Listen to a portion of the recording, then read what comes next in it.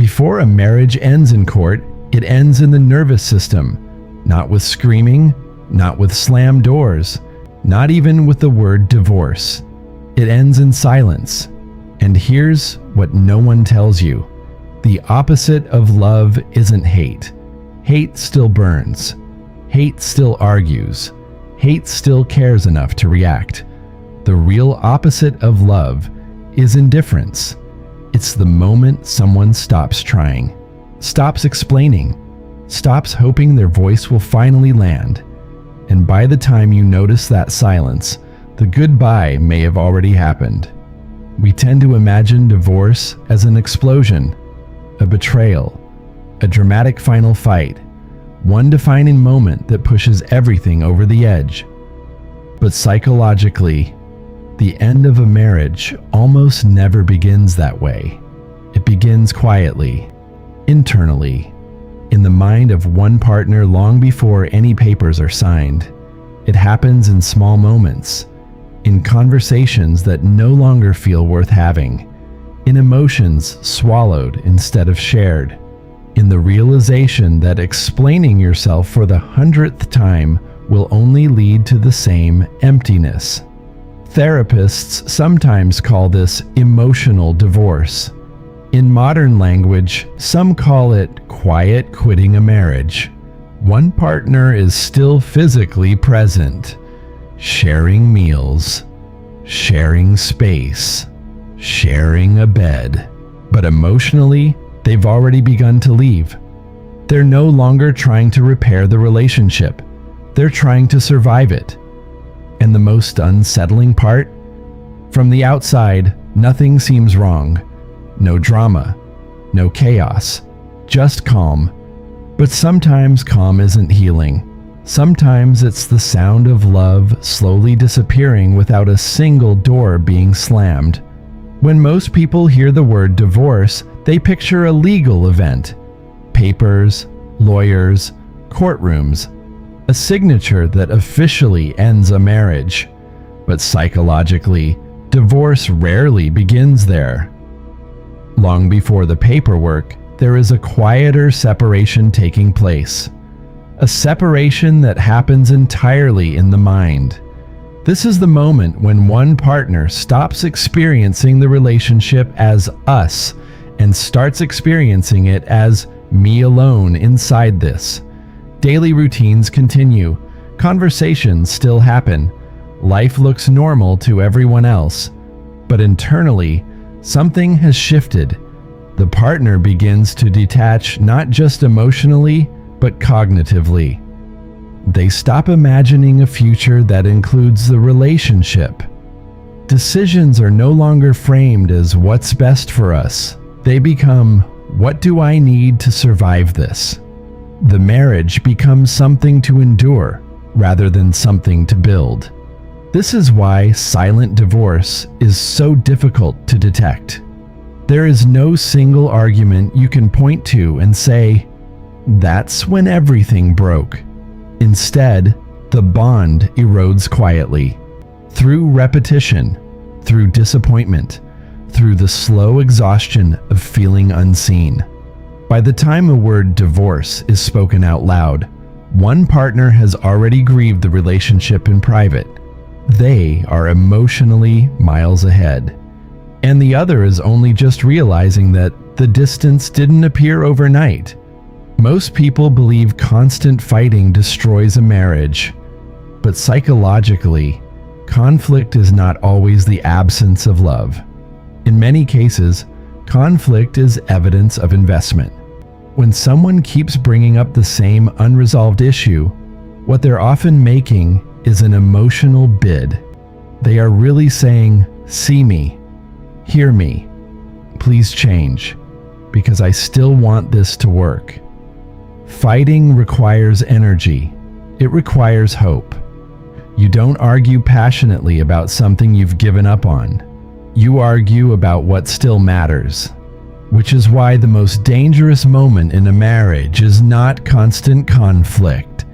It's when the conflict suddenly stops, when the complaints disappear, when the questions go quiet, When "we need to talk" turns into "it's fine." That silence is not peace. It's resignation. This is the psychological tipping point. Sometimes therapists refer to it as the switch. For months or years, one partner has been in repair mode, explaining, repeating, hoping, believing that if they just find the right words, something will finally shift. But over time, those efforts begin to feel useless. Each attempt is met with defensiveness, dismissal, or temporary change that never lasts. Eventually, the nervous system reaches a breaking point, and the brain makes a quiet, clinical assessment. Nothing I say changes this. Nothing I do makes a difference. Staying emotionally open only leads to pain. So it adapts. At first, the shift feels like numbness. Emotions flatten, anxiety quiets. There may even be a strange sense of relief, not because things improved, but because the internal battle has finally ended. Hope is heavy, and when hope dies, the body rests. But that relief comes at a cost. Once the switch flips, the marriage is no longer experienced as partnership. It becomes environment, something to manage. The inner dialogue changes from "how do we fix this?" to "how do I get through this without losing myself?" This is the true beginning of silent divorce. From the outside, it looks like maturity. From the inside, it is emotional shutdown. Then comes what some call walkaway syndrome, a phase where one partner has emotionally exited long before they physically leave. They stop initiating conversations, stop pushing for change, stop complaining. To the other partner, this can feel like relief. Finally, the tension is gone. But psychologically, this calm is not acceptance. It is the quiet decision, "I'm done trying." The mind shifts into conservation mode. Hope requires energy. Fighting requires energy. Trying requires energy. And when the brain decides that energy is better spent on self-preservation, it begins preparing for life beyond the marriage. This is why a sudden drop in conflict is often more concerning than constant arguing. Conflict means there is still something to lose. Silence means the loss has already been accepted internally. From there, emotional quarantine begins. The partner places their inner world behind glass, not because they feel nothing, but because feeling out loud has become too costly. Conversations grow polite, functional, shallow. "How was your day?" becomes a report, not a reflection. Joy is kept private. Stress is handled alone.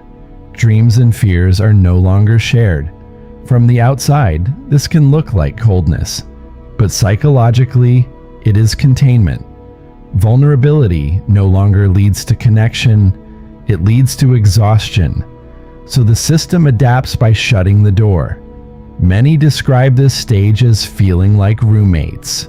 You share space, you share logistics, but you no longer share an inner life. And loneliness inside a marriage can feel deeper than being physically alone, because the person you once reached for is still there and unreachable. Eventually, grief gives way to strategy. The question is no longer, "Why is this happening to us?" It becomes, "How do I leave safely?" Love is emotional. Divorce is practical. Money becomes safety. Information becomes protection.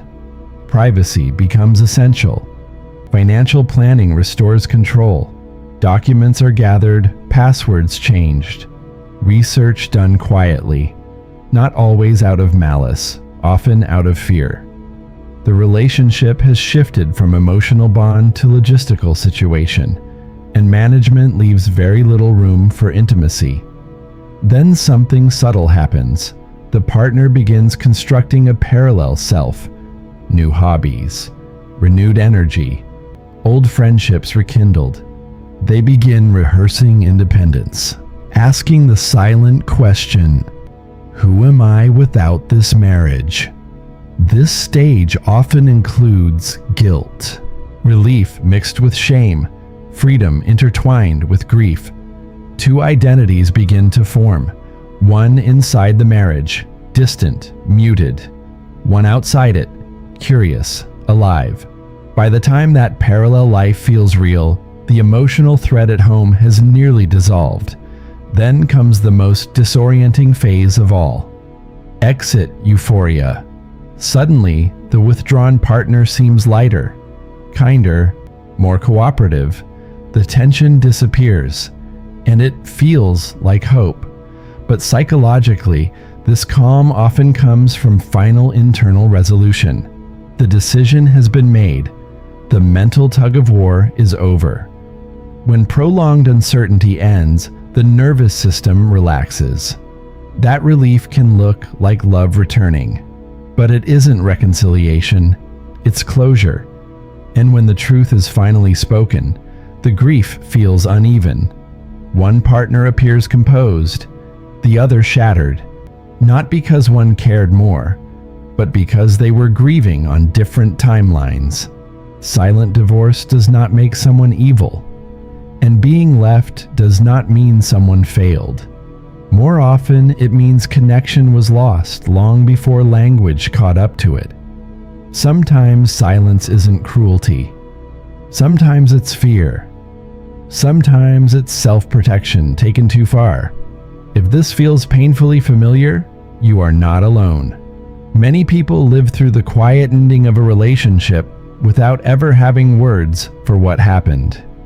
And sometimes, healing doesn't begin with answers.